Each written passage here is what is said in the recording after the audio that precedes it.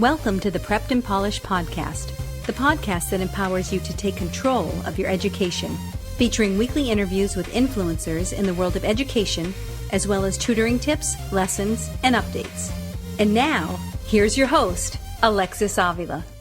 This is episode number 220, Test Prep Strategies for Students with Nonverbal Learning Disorder. Hey everyone, Alexis Avila, your host of the Prepped and Polished podcast. Make sure to check out our website, preppedandpolished.com, if you need tutoring in person or online, or you can call us 781-753-9951. Just a quick history of the last 220 episodes, today being 220. So I believe episode 1 through 50 were all interviews. Then from episode 50 all the way to 219, the even episodes were interviews, and the odd episodes were tutoring tips. But going forward, we're going to change things up. We're going to mix it up, so it's going to be in random order. You might get an interview. You might get a tutoring tip. Today, you're going to get a tutoring tip. It's episode number 220. Let's jump right into it.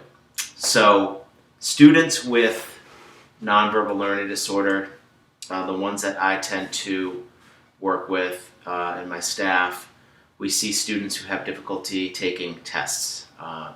And these students tend to have some difficulty with comprehension and seeing the forest from the trees, which can be problematic when you're dealing with a test prep situation. So just going to talk about some common pitfalls some of these students might face and just a couple tips, couple strategies.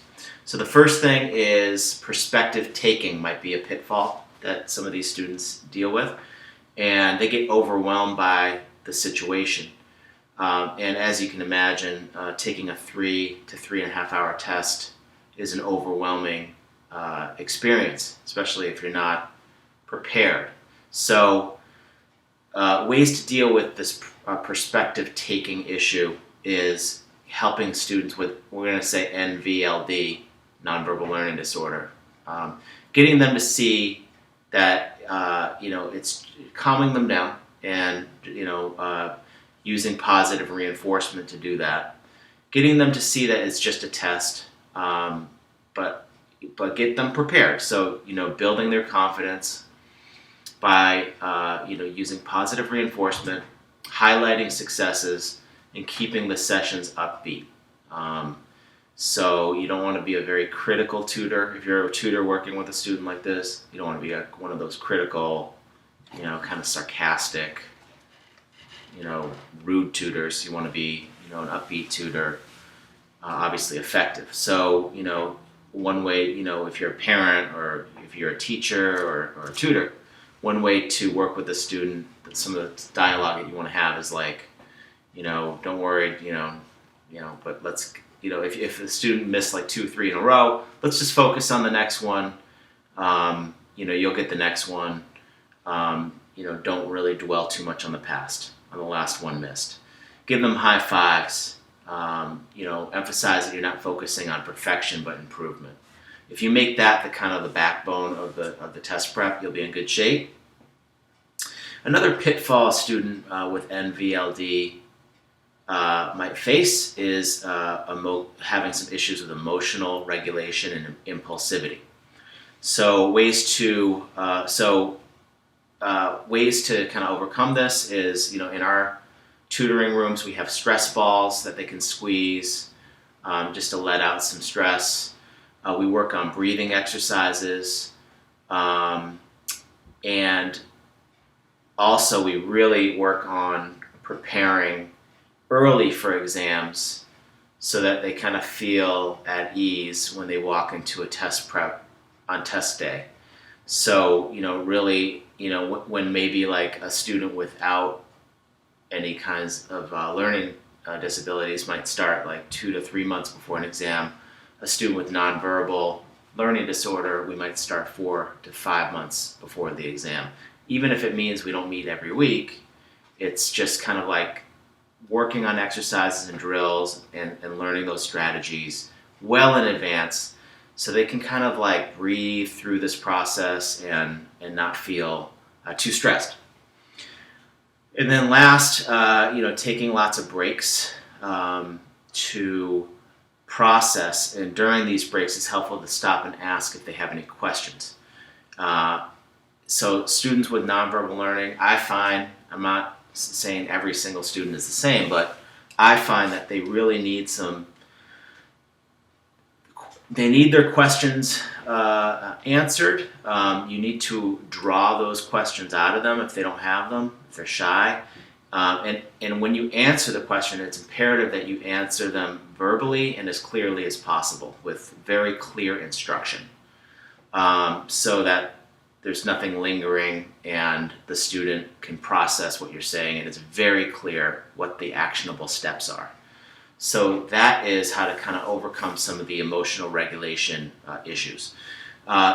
Another pitfall I find that students with nonverbal learning disorder face are spatial difficulties. So it's really important when you work with them to help them learn the spacing of the test. And by learning the test format and mastering the test format, you can really do them a service going into test day because there's a lot of predictability on the test. For example, the ACT, the format of the test is in alphabetical order. So section 1 is English, section 2 is math, section 3 reading, and section 4 science. E, M, R, S. It goes in alphabetical order. Those are like little kinds of tips that you can kind of teach them so that they can kind of go in and feel like they kind of know that the English is coming up with those 75 questions, 45 minutes to do those. And there's 5 passages of 15 questions, so you kind of pace yourself accordingly. So learning that test format, just imagine, they'll know kind of how, if they're having trouble seeing the forest from the trees, now they know what that forest is looking like and they're not going to get overwhelmed. And then finally, the last pitfall I kind of find collectively these students with nonverbal learning disorder tend to have in common is really drawing inferences from reading questions in the reading passage, science questions from the science sections, and on the math sections we're really having a hard time with word problems. So it's helpful to, when you're working as a parent, teacher, tutor, helpful reading the passages to them and discussing the hidden and alternative meanings, meanings behind some of these inference questions. So, because in a lot of these students have trouble extracting inferences from questions, so it's really important to discuss, to talk about the background and what there might, what some of these questions might, how to interpret some of these questions. And again, you got to be very verbal. You have to kind of have a discussion, and you have to, be very, very clear. So, practicing extracting math equations from math word problems, because math word problems tend to be very wordy, and students with nonverbal learning disorder tend to get a little overwhelmed or might get a little lost reading. But at the end of the day, it's really about extracting what is imperative in the math question, and what you really want to work on is trying to take some of this jargon and basically, break it down into its simplistic parts, and taking the problem and coming up with like some math equations from that. On the reading passages, discussing the hidden meanings behind some of those inference questions will do a student with nonverbal a lot of service. So overall, these students benefit from having structure. So if you can kind of keep things structured, keep things upbeat and positive, I think that the student will have a very successful test prep experience. So this was episode 220, Test Prep Strategies for Students with Nonverbal Learning Disorder. Be on the lookout for our next podcast, episode 221. Remember to access all of our podcast episodes. You can do that 2 ways. Go to preptandpolished.com/podcast or go to soundcloud.com/preppedandpolished. Thank you for joining us on the Prepped and Polished podcast. Now go out there and take control of your education. You've been listening to the Prepped and Polished podcast. For more information, check out preppedandpolished.com. Also, you can follow us on Facebook and Twitter. Thanks for listening. Class dismissed.